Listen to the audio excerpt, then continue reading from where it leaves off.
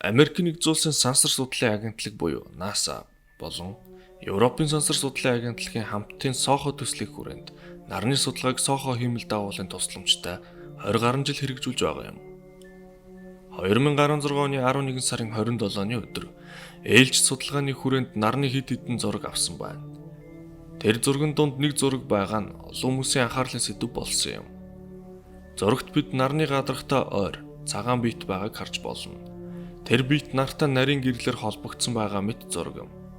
Энэ жижиг цагаан биет нь нарны гадаргаас зам татуулан хөөрч байгаа. Эсвэл нарнаас холгүй зогсоод нарны энергийг сорж байгаа гэж хэлж болохоор байгаа юм. Энэ өдрийн авсан бусад зурагт энэ жижиг цагаан объект ороогүй бөгөөд нэг л зураг нь тусгагджээ. Үүнээс үзэхэд энэ процесс нь нэг бол хурдан болоод өнгөрсөн. Эсвэл нартай хамт эргээд дараагийн зураг авах үед нөгөө талд гарсан байх боломжтой гэж таамагласан юм. Гэвч зарим судлаачид энэ объектыг нарны цаана харагдах тод од гэж үзсэн ч нартай холбогдож буй мэт гэрлэн холбоосыг тайлбарлаж чадаагүй байна. Зөвхөн нар гэлтгүй сансрын судалгааны зургууд дээр байнга ямар нэг учир битүүлэг маргаан дагуулсан объектууд олддог нь элбэг юм. Энэ зургаас өмнө бас нэгэн шуугиан тарьсан алдартай зураг нь нарны сахиусан тэнгэрийн зураг юм. Мэдээч хэрэг энэ зурагт харагдаж буй дүрс ямар нэгэн учир битүүлэг зүйл биш бөгөөд нарны дэлбэрэлтийн нөлөөгөөр окторгууд цацагдж буй плазм юм. Гэвч энэ үнэхээр л сахиусан тэнгэрийг санагдуулан дүрслэгдсэн байна. Энэ яг л үүлний хэлбэрээс ямар нэгэн зүйл олж харахыг хичээхтэй ижил зүйл юм. Гэвч өмнө нартай холбоотой үүнээс илүү хачирхалтай зураг бичлэгүүд байсан. Нарны судалгаа хийдэг NASA-гийн өөр нэгэн судалгааны обсерватор болох SDO нь нарны гадаргын ойролцоод утгагүй хачирхалтай бичлэг хийсэн юм. Баргийн зүйл тоодоггүй NASA агентлаг өөрөө тайлбар хийх хэмжээнд шуугиан тарьсан уг бичлэгийг одоо үзүүлье.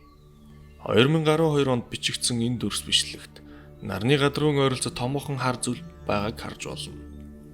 Энэ объектыг хэмжээгээр нь тооцвол манай гаригаас дутхааргүй том харагдаж байгаа юм. Мөн энэ биет төгс дугуй хэлбэртэй харагдаж байгаа бөгөөд нарны гадаргатай ямар нэгэн хоолоогоор холбогдсон байгааг төвөггүй харж болохоор байна. Энэ объект магадгүй нарны энергийг сорж байгаад хэрхэн хурдтай алга болж байгаа мэт дүр зураг харж болохоор байна. Энэ төрлийн судалгаа хийдэг судлаачдын үзэж байгаагаар энэ бол манай нарны аймагт ямар нэгэн харь гаригийн амьдрал байгааг нотолж буй жишээ гэж үтсэн бөгөөд тэд нарыг эрчим хүчний их усрөө болгон түүнээс энергийг нь шууд соруулах замаар ашигладаг талаар таамаг төвшүүлсэн юм. Гэвч энэ харь гаригийн хөлөг байлаа гэхэд түүний хэмжээ хэтэрхий том байна гэж үзсэн ба.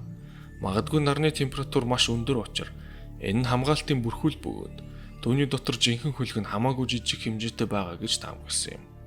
NASA агентлаг энэ талаар нэлээд удаан тайлбар хийгээгүй бөгөөд олон нийт хэвлэл мэдээллийн хэрэгслэр маш их шуугиан тарих асуудал үүссэн учраас тэд цаашид чимээг өнгөрөх боломжгүй болсон юм. NASA-гийн астрофизикч нарны судалгааны мэргэжилтэн Алекс Янг мэдгдэхтэй нарны гадаргууд дээр соронзон орны нөлөөгөөр үүссэн нягт бодисын бөөгнөрлөм гэж тайлбарсан бөгөөд тэр нь нарны гадаргууг бодвол температур нь бага учраас бараан харагдсан гэжээ. Гэвч энэ тайлбар бусад судлаачдад таалагдаагүй бөгөөд энэ бодисын бөөгнөрл нь байнга болдог үйл явц бөгөөд яг дугуй хэлбэртэй байдаггүй. Мөн ийм хар өнгөтэй биш тод гэрэлтдэг их зэргээр няцаалтад олноор гарсан юм.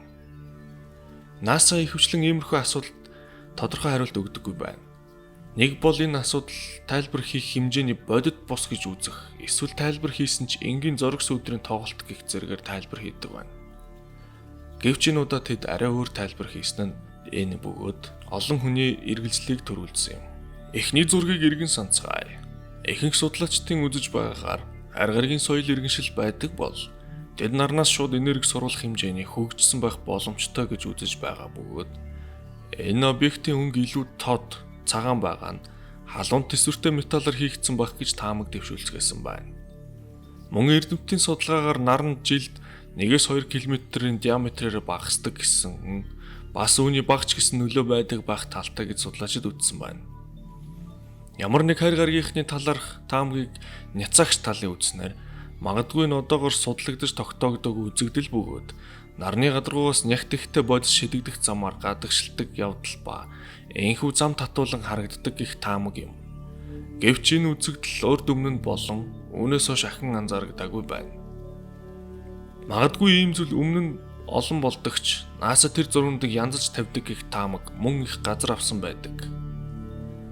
Өмнө NASA-д ажиллаж байсан хэд хэдэн хүний мэдүүлснээр NASA хайр гарагийн соёл иргэншил гэх мэт сэдвийг иргэдээс нуудаг бөгөөд зураг янзалж, иймэрхүү үйл тайлбарлагдах объектуудыг цэвэрлэдэг тусгай хэлцэстэй ба зарим үед тэд хариуцлага алдснаас ийм зураг сүлжээнд тавигдаж шуугиан тарьдаг гэж үзэж байгаа юм.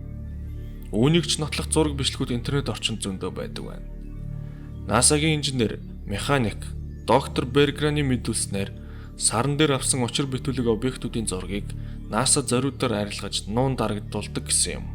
Тэрээр доктор Бергран ажлынхаа явцад энэ зургийг анзаарсан бөгөөд хамтрагчтай хэлсэн ба нөгөөх нь энэ зургийг арилгахаа мартсан байхаа гэж хариулжээ. Өөр бас нэгэн нотлохог сэтгүүлч доктор О'Лиригээс авсан нь Марс гарагийг судалж байсан эрдэмтэд түнд Марсын алдарт нүүрний зураг бол янзлагдсан.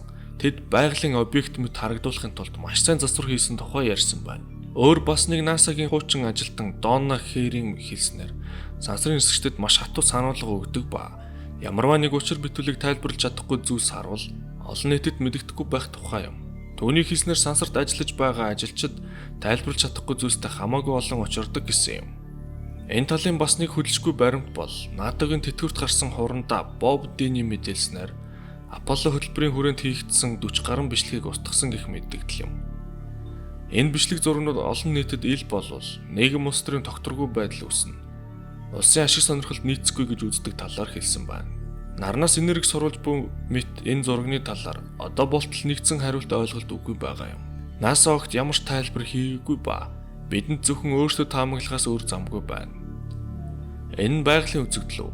Харийн соёл иргэншилтэй холбоотой юу? Эсвэл аппарат техникийн алдаа юу? Та бүхэн өөрсдийн таамагаа сэтгэл хэсэгт үлдээгээрэй. Та бүхний таамагийг уншихад сонирхолтой байх болно. Мөн улам их хариулт үгүй хэрэгүүдийн талаар мэдмээр байвал subscribe дарж бидэнтэй нэгдээрэй.